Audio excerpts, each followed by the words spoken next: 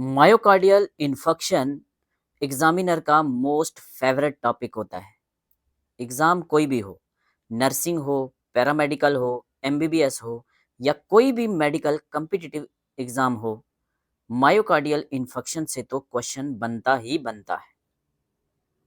So let's discuss most important and most expected MCQs from myocardial infection. Question number 1 है, myocardial infection is best defined as. तो क्या होता है myocardial infection? Myocardial infection क्या होता है? जब कार्डियक मसल का नेक्रोसिस होता है, और ये नेक्रोसिस इरिवर्सिबल होता है। क्यों होता है? प्रोलॉन्ग्ड इस्कीमिया की वजह से।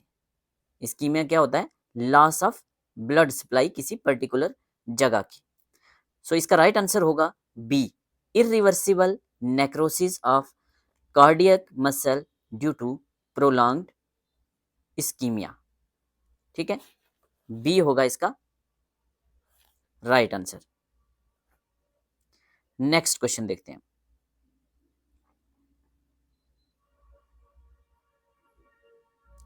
नेक्स्ट क्वेश्चन है, most specific and preferred biomarker for diagnosis of acute myocardial injury. Acute myocardial injury के लिए मोस्ट स्पेसिफिक और प्रेफर्ड बायोमार्कर कौन सा होता है? बार बार एग्जाम में क्वेश्चन पूछा जाता है, आपको पता है। तो राइट आंसर है इसका कार्डियक ट्रोपोनिन। सी होगा इसका राइट आंसर। ठीक है, चलिए next. Which ECG change is classically associated with an acute STEMI. ठीक है, एक्यूट स्टेमी, स्टेमी क्या होता है? ST elevated myocardial infection. तो which ECG is classically associated with acute STEMI, तो क्या होता है? इसका राइट आंसर होगा स्टेमी, है ना, एसटी एलिवेटेड। एसटी एलिवेटेड, तो ST segment elevation in contiguous Leeds.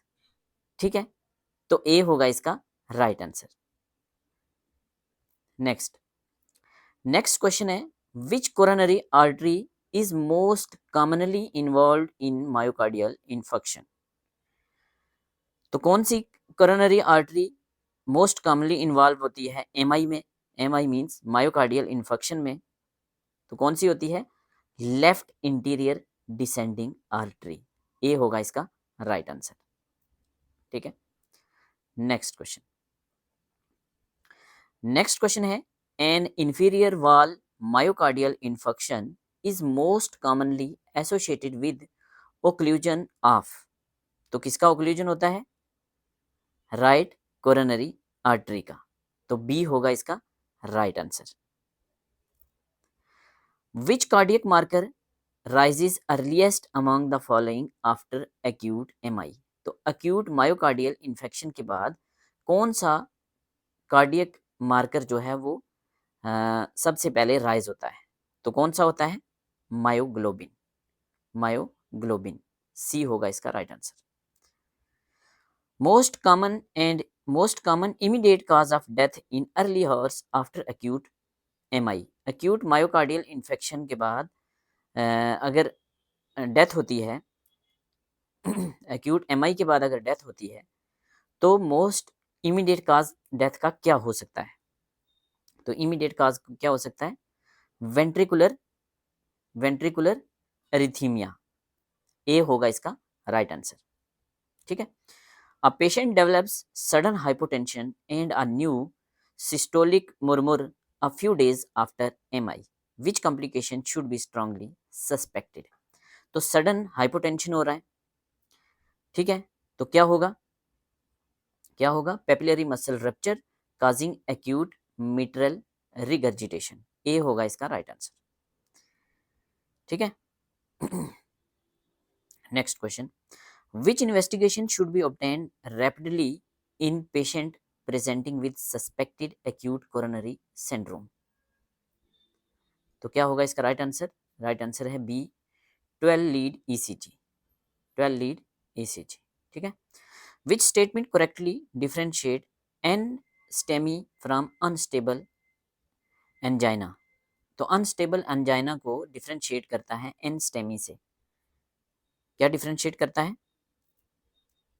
एनस्टेमी जो होता है, NSTEMI is associated with myocardial injury और elevated troponin, whereas unstable angina does not have significant troponin detectable myonecrosis। तो सी होगा इसका राइट आंसर। तो ऐसे ही हम हर टॉपिक पे मोस्ट इम्पॉर्टेंट क्वेश्चन लेकर आएंगे। सारे के सारे जितने भी इम्पॉर्टेंट टॉपिक्स होते हैं आपके मेडिकल एग्जाम्स के, चाहे वो नर्सिंग हो, चाहे वो एमबीबीएस हो, चाहे वो पैरामेडिकल हो, ठीक है। आपने करना क्या है, आपसे रिक्वेस्ट है हमारे चैनल को सब्सक्राइब करना है। और अगर आपको इस लेक्चर का पीडीएफ चाहिए तो लिंक डिस्क्रिप्शन में है हमारे टेलीग्राम का, वहाँ से फ्री में आप पीडीएफ डाउनलोड कर सकते हैं। Thank you so much.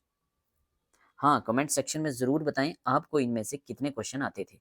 आपने करना क्या है, वीडियो को पॉज करना है, पहले आपने सॉल्व करना है, उसके बाद आंसर अपना मेंशन करना है। Thank you.